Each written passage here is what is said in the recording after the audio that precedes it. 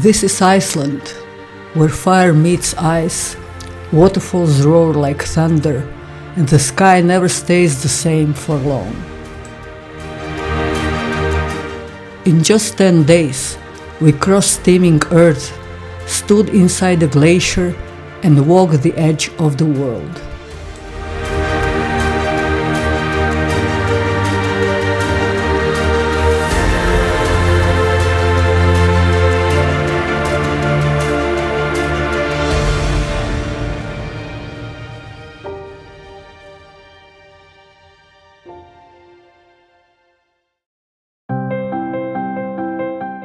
We begin our Icelandic adventure in Reykjavik, where the northern light never quite fades in summer.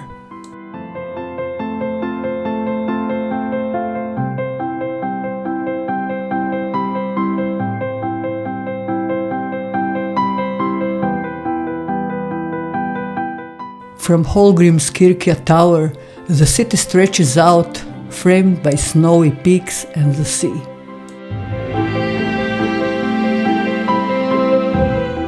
But we didn't stay still for long. Soon we found ourselves wrapped in clouds of steam at the blue lagoon, floating in mineral-rich waters, the world soft and surreal around us.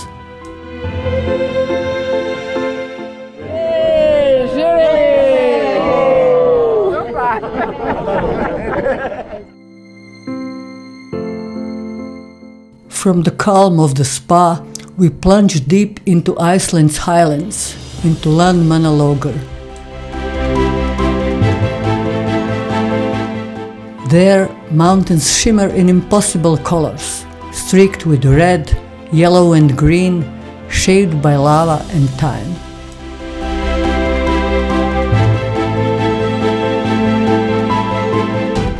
We wandered beside hot springs, steam hissing at our feet, the land alive beneath us. On the way back, the twin falls of Hjálparfoss surprised us, tumbling into a peaceful pool framed by ancient basalt columns.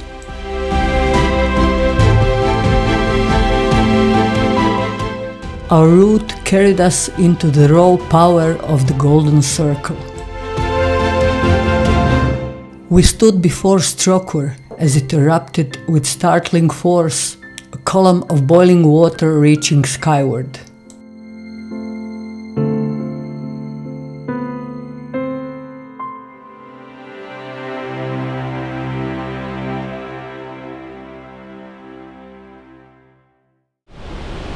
Just beyond, Gullfoss roared with icy might, crashing into its canyon with thunder and mist.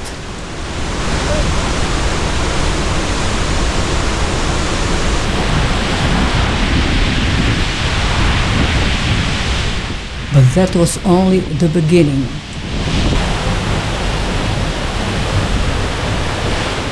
On Iceland's south coast, we walked behind the veil of Seljalandsfoss and watched the mighty Skógafoss thunder down from the cliffs above.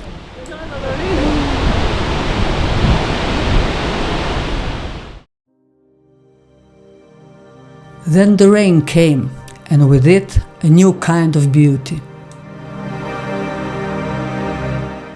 We descended into the Katla ice cave, hidden beneath the Mýrdalsjökull glacier.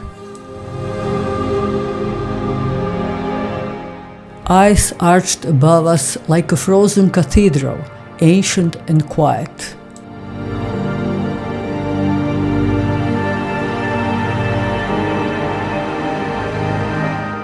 We returned to the coast, where black sand stretched beneath sea stacks at Reynisfjara, the Atlantic crashing against the shore in rhythmic fury.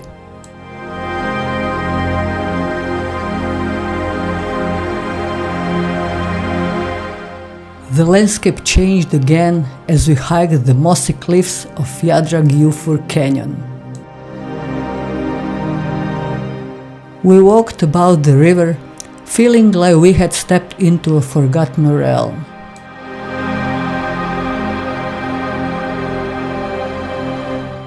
Later, we stood in silence beside the floating icebergs of Jökulsárlón.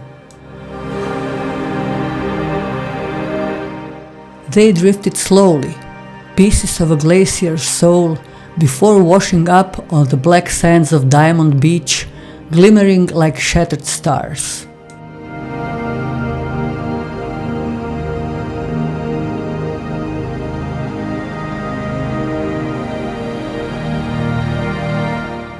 That night in Höfen, we wandered through the seaside town, watching the light linger long past evening.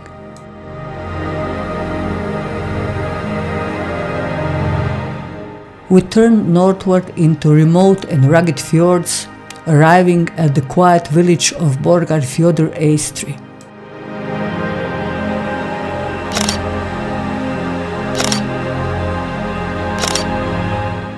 There, puffins waddled and fluttered on the cliffs, so close you could hear their wings. In the afternoon, we soaked in the Vök Baths, geothermal pools floating in a lake, steam curling into the mountain air. As the days passed, we chased waterfalls and wonders.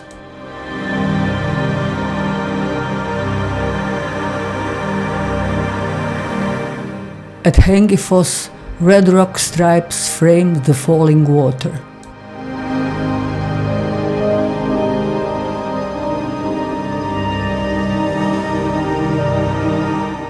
Studlagil Canyon took our breath away. Turquoise water winding between towering basalt walls.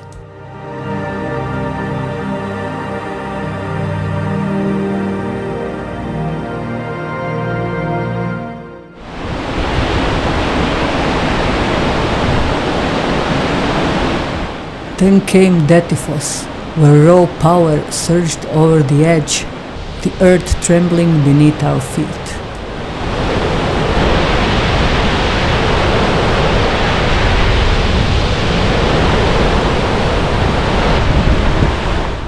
We kept moving, westward now, stopping in Goðafoss, the waterfall of the gods, where Iceland's history seemed to echo through the mist.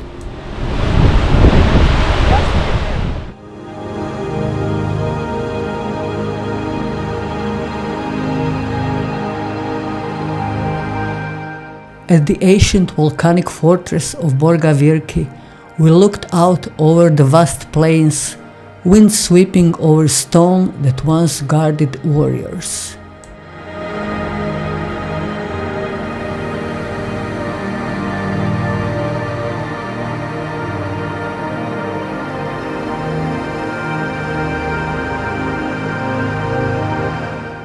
Nature's drama never let up.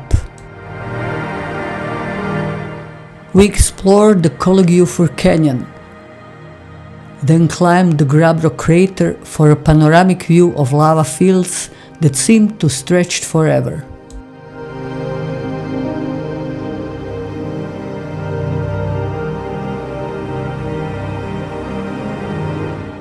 We paused at Glani waterfall, then wandered through Hraunfossar, where countless rivulets poured from under a lava field, clear and silent.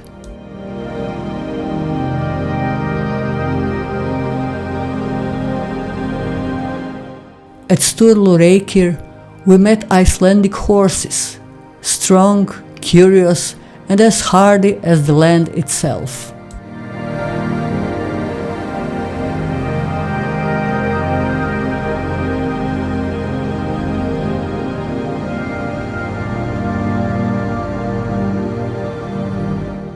And before turning west, we stood in awe at Deildartunguir, where geothermal energy hissed and boiled from the Earth's core.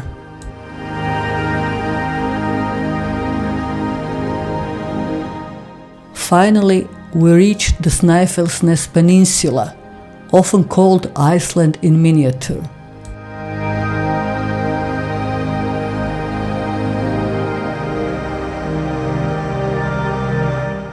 At Kirkjufell, the most photographed mountain in the country, we watch the light shift and the waterfalls glisten.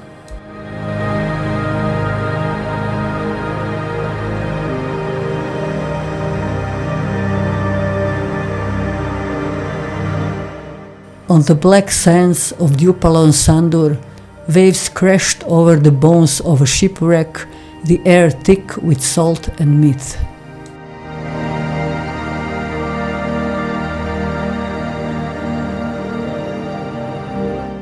By the time we returned to Reykjavik, we were changed.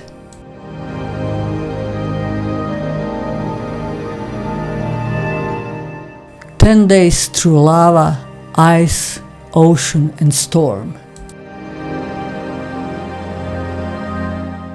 Iceland wasn't just a destination, it was an awakening. A place where nature speaks loudly, and if you listen, it leaves its mark on your soul.